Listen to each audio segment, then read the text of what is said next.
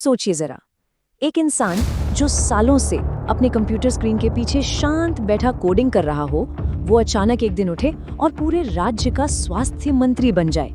सुनने में किसी फिल्म की स्क्रिप्ट लगती है ना? लेकिन आज के इस विश्लेषण में हम बिल्कुल यही डिस्कस करने वाले हैं।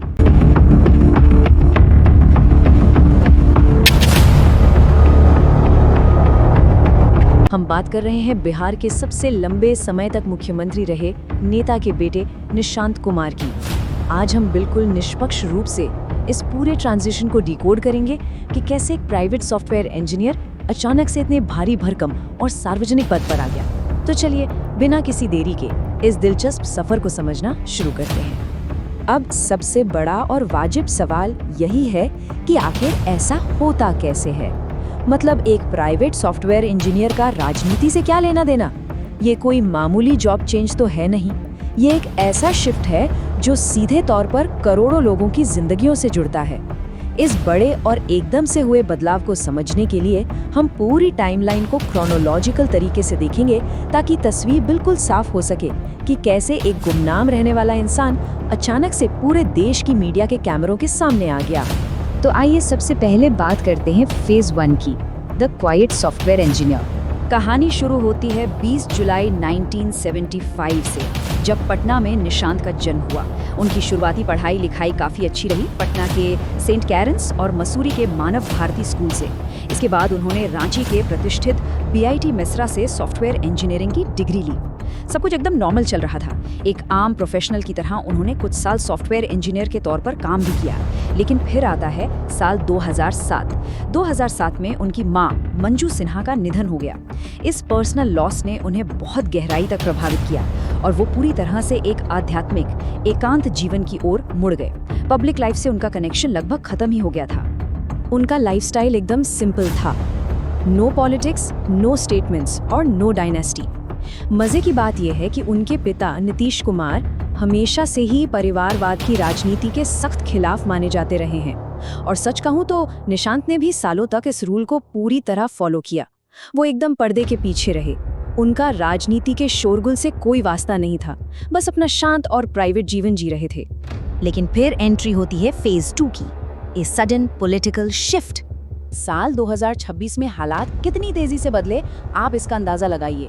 मार्च 2026 में उनके पिता अचानक इस्तीफा दे देते हैं। इसके कुछ ही हफ्तों बाद स्प्रिंग 2026 में निशांत की एकदम से जेडीयू में एंट्री होती है। और इससे पहले कि कोई कुछ समझ पाता, सीधा मई 2026 में उन्हें बिहार सरकार में स्वास्थ्य मंत्री बना दिया जाता है। मतलब लिटरली प्राइवेट सेक्टर की कोडिंग फाइलों से उठकर सीधा एक पूरे राज्य के स्वास्थ्य विभाग का कंट्रोल। ये एक बहुत ही भारी भरकम और अचानक दी गई जिम्मेदारी थी। अब इस कॉन्ट्रास्ट को देखिए।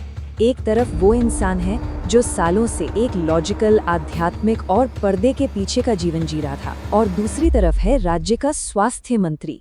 एक ऐसा पद जहां आपके हर एक कदम की 2400 घंटे निगरानी होती है, भारी एडमिनिस्ट्रेटिव प्रेशर होता है और आप हमेशा जनता की नजरों में रहते हैं। आप खुद सोच सकते हैं कि किसी भी आम इंसान के लिए दो बिल्कुल अलग दुनियाओं के बीच का ये शिफ्ट कितना बड़ा कल्चर शॉक हो सकता है। और इसी शॉक का नतीजा हमें देखने को मिला फेज 3 में, वायरल मोमेंट्स इन ऑफिस। अब जब वो एकदम से कैमरों के सामने आए तो उनके कुछ ऐसे रोजमर्रा के व्यवहार कैद हो गए जिन्होंने सोशल मीडिया पर आग लगा दी। जैसे एक सीरियस मीटिंग के दौरान उनका अपनी ऑफिस चेयर पर आगे पीछे झूलना, या फिर अपने ही शपथ ग्रहण समारोह में बहुत ज्यादा नर्वस दिखना, सद्भाव यात्रा के दौरान एक अलग ही अंदाज में हाथ जोड़कर खड़े रहना, और हाँ, गाड़ी से बाहर निकलते ही अपना पजामा एडजस्ट करना। देखिए, अगर हम निष्पक्ष होकर सोचें तो ये सब कोई बड़े अपराध नहीं है। ये बस एक ऐसे प्राइवेट नागरिक की स्वाभाविक असहजता है जिसे अचानक से दर्जनों कैमरों ने घेर लिया हो। लेकिन बात यही नहीं रुकी। एक प्राइवेट चैनल को दिए इंटरव्यू में उनकी जुबान बुरी तरह फिसल गई। उन्होंने कैमरे पर कह दिया, जनता ने हमें सन 1925 के चुनाव में 200 सीटें दी हैं। जाहिर है वो शायद 2025 बोलना चाह रहे होंगे। एक बहुत ही नॉर्मल सी मानवीय भूल। लेकिन आप जानते ही हैं, पब्लिक लाइफ में और खासकर आज के सोशल मीडिया के दौर में इस तरह की गलतियों को वायरल होने में एक सेकंड भी नहीं लगता। जिसके चलते शुरू हुआ फेज 4, द पब्लिक रिएक्शन। और इंटरनेट की दुनिया ने कोई कसर नहीं छोड़ी। कुर्सी पर झूलने वाले वीडियो पर सबसे तीखा तंज एक्स प्लेटफॉर्म पर यूजर श्रीनिवास बीवी की तरफ से आया। उन्होंने सीधा लिखा, पहले अपनी कुर्सी कंट्रोल कर लो, फिर बिहार का स्वास्थ्य कंट्रोल करना। ये एक बहुत ही डायरेक्ट कमेंट था जो इस बात पर सवाल उठा रहा था कि अगर एक मंत्री मीटिंग में अपनी कुर्सी पर स्थिर नहीं बैठ पा रहा तो वो इतने बड़े विभाग को आखिर कैसे हैंडल करेगा। मीम फैक्ट्री तो जैसे ओवरड्राइव में चली गई थी। 1925 वाले बयान पर लोगों ने मजे लेते हुए पूछा, क्या इन्होंने टाइम मशीन का बटन दबा दिया था? कुछ ने तो उनके लुक पर भी कमेंट किया कि स्वास्थ्य मंत्री खुद अनहेल्दी लग रहे हैं, उन्हें हॉर्लिक्स पिलाओ। और उनका जो सॉफ्टवेयर इंजीनियर वाला बैकग्राउंड था ना, उसे भी ट्रोलिंग का हिस्सा बना लिया गया। लोग कहने लगे कि इनके सॉफ्टवेयर में ही बग है। रही सही कसर पजामा वाले वीडियो ने पूरी कर दी, जिसे कॉपी करते हुए इंटरनेट पर हजारों लोगों ने अपने खुद के फनी रीमेक बना डाले। और अब हम इस पूरी कहानी के आखिरी पड़ाव पर हैं, phase 5, adjusting to public life. देखिए, इन तमाम मीम्स, जोक्स और सोशल मीडिया के शोर के बीच जो असलियत है वो बहुत ही साधारण है। असलियत ये है कि एक बेहद शांत और विनम्र स्वभाव का इंजीनियर अचानक से राजनीतिक जीवन की कठोर सच्चाई का सामना कर रहा है।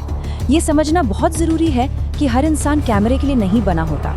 किसी के नेचुरल तौर तरीकों का मजाक उड़ाना आसान है, लेकिन जब आप इतने बड़े पब्लिक प्लेटफॉर्म पर धकेले जाते हैं तो नई उम्मीदों के हिसाब से खुद को ढालने में समय लगता है। ये कोई रातों रात होने वाला मैजिक नहीं है। तो फाइनली ये पूरी चर्चा हमें एक बहुत ही बड़े सवाल पर लाकर खड़ी कर देती है। क्या निशांत कुमार इन शुरुआती झटकों, इस भयंकर इंटरनेट ट्रोलिंग को पीछे छोड़कर बिहार की स्वास्थ्य व्यवस्था को सुधारने के अपने असली काम पर फोकस कर पाएंगे, या फिर वो बस इंटरनेट मीम्स का एक परमानेंट हिस्सा बनकर रह जाएंगे? एक प्राइवेट लाइफ से निकलकर सीधे इतने बड़े पॉलिटिकल डायनेस्टी के प्रेशर को झेलना कोई बच्चों का खेल नहीं है। ये देखना वाकई दिलचस्प होगा कि आने वाले समय में उनका ये सफर किस करवट बैठता है। आज के इस विश्लेषण में बस इतना ही।